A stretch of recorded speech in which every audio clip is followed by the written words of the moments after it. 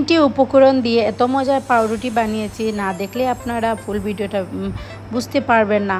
Hello দর্শক, আসসালামু আলাইকুম, ওয়েলকাম টু মাই আরবি কুকিং অ্যান্ড ব্লগ। সবাই কেমন আছো? আশা করি সবাই অনেক ভালো আছো। আবার সুন্দর আরও একটা রেসিপি নিয়ে এসেছি।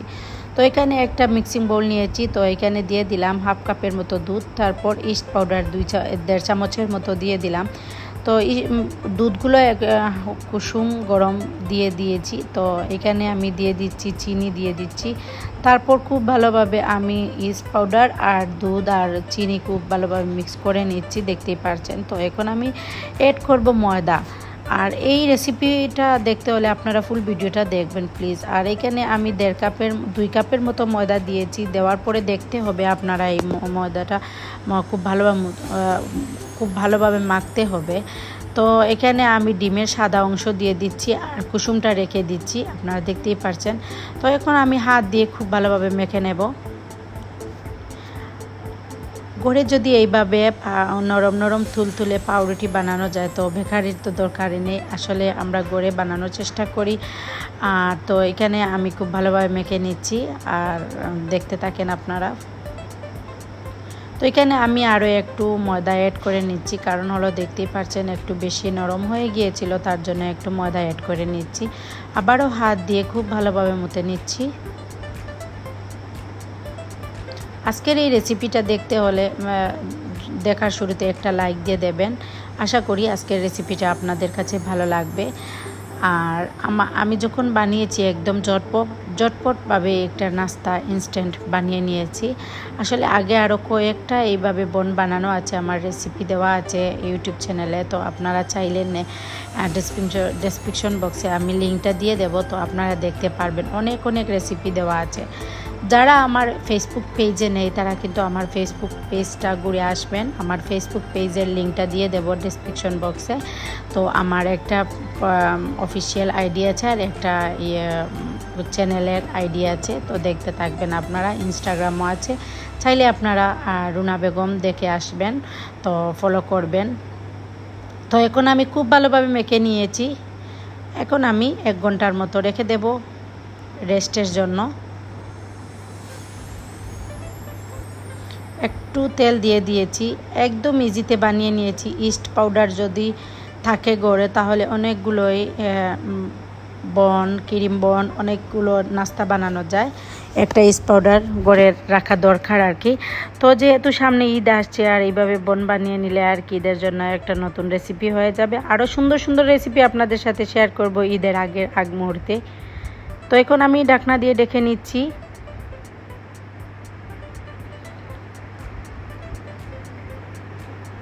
তারপর আমি 1 ঘন্টা পর আমি দেখে দিচ্ছি, একদম ফুলে একদম উঠে গিয়েছে। তো এখন আবারও আমি খুব ভালোভাবে মেখে নিচ্ছি, যেহেতু ইস্ট দেওয়া আর এইভাবে ফুলা তো থাকবেই।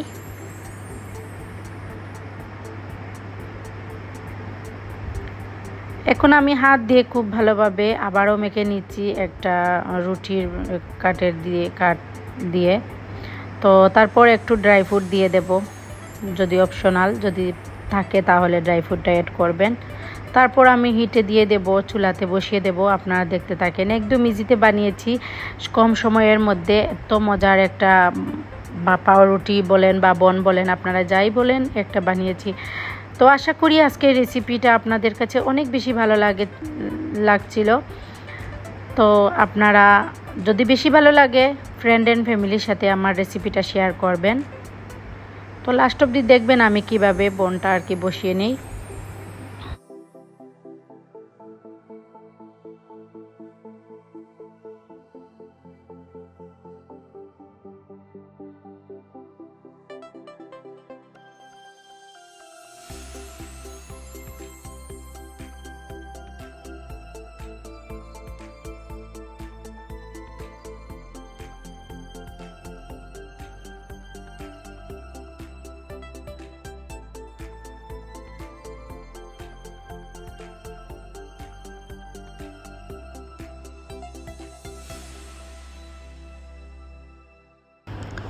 তো এখন আমি শেপ বানিয়ে আমি একটা কেকের মোল্ডের মধ্যে বসিয়ে দেব। আপনাদের ঘরে যদি এইরকম মোল্ড না থাকে আপনারা গোল রাউন্ড যেটা মোল্ড থাকে কেকের সেটাতে বসিয়ে নিতে পারবেন, বা কোনো বাটি থাকলেও আর কি বসিয়ে নিতে পারবেন।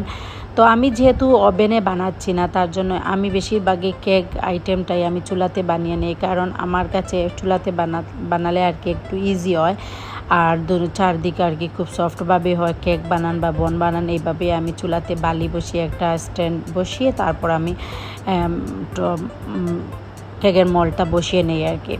তো এইভাবে আপনারা ঘরে চাইলে বানাতে পারবেন। আর আমার রেসিপি যারা ফলো করেন তারা কিন্তু দেখবেন আমি এইভাবে বালিতেই কেক বা বন বানিয়ে থাকি, তো দেখতে থাকেন।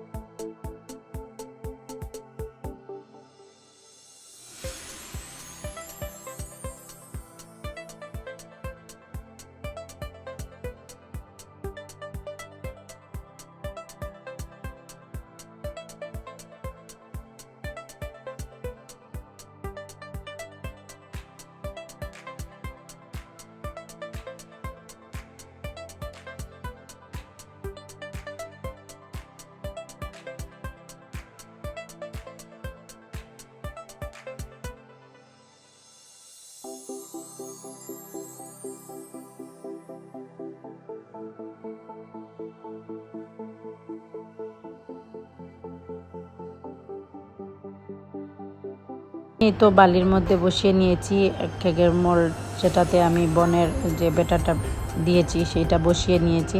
তো এখন আমি 40 মিনিটের মতো ঢাকনা দিয়ে ঢেকে রাখবো। তারপর আমি 40 মিনিট পরে দেখতেই পাচ্ছেন খুব সুন্দর হয়েছে। উপরে কিন্তু আমি উপরে একটু দিয়েছি ডিমের যে কুসুম সেইটা দিয়েছি উপরে। তারপর আর কি এখন আমি আনমোল করে নিচ্ছি। তো দেখতেই পাচ্ছেন অনেক সুন্দর হয়েছে, আসলে গরম আমি ওড়না দিয়ে ধরে নিচ্ছি। তো এখানে দেখতেই পাচ্ছেন অনেক সফট হয়েছে, আর যেহেতু একটু সময় রেখেছি তার জন্য ভিতর দিকটা সফট হয়েছে, উপর দিকটাও কালার সুন্দর এসেছে, ভালোই লাগছিল দেখতে। আসলে খেতেও কিন্তু অসাধারণ হয়েছে টেস্টটা। তো আজকের মতো আমি বিদায় নিয়ে নিচ্ছি। নেক্সট আবার দেখা হবে সুন্দর সুন্দর রেসিপি বা ব্লগ নিয়ে। আপনারা কমেন্টের মাধ্যমে জানাবেন আমার এই বোনের রেসিপিটা কেমন হয়েছিল। আজকের মতো বিদায় নিয়ে নিচ্ছি। আল্লাহ হাফিজ, বাই বাই, ভালো থাকো, সুস্থ থাকো। আবারও দেখা হবে নেক্সট রেসিপি বা ব্লগ নিয়ে। আল্লাহ হাফিজ।